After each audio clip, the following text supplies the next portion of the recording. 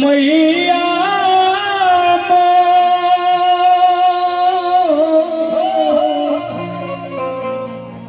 कि चैते में भइल सवनवा झुलनवा झुलेली मैया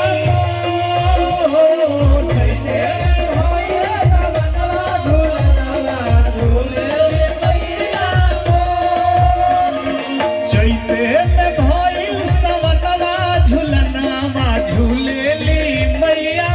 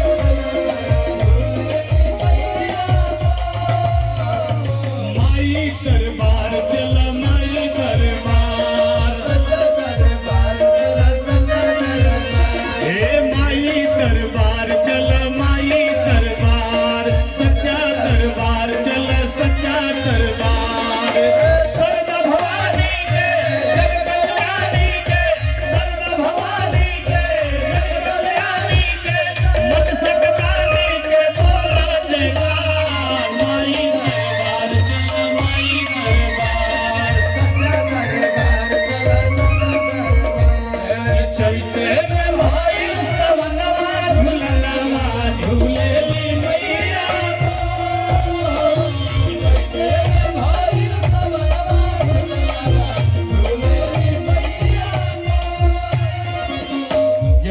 धरती पर आगमन भइल बा, घर घर पैसार होइल बा, तो ऐसा लागता नीम के पेड़ के देख कि निम्मे आपके भगिया खा गया जो जागा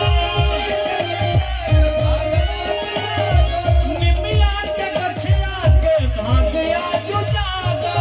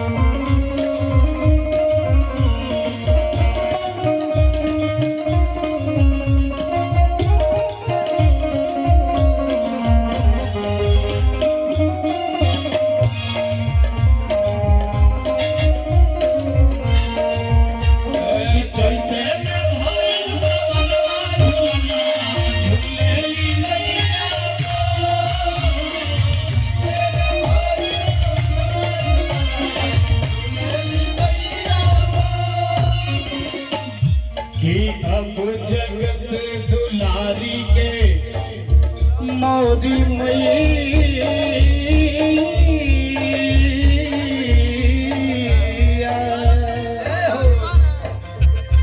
कि अब जगत दुलारी के रूप मन मोहे नौ नौ रतन हार करवा में शोभे बुझा था क्या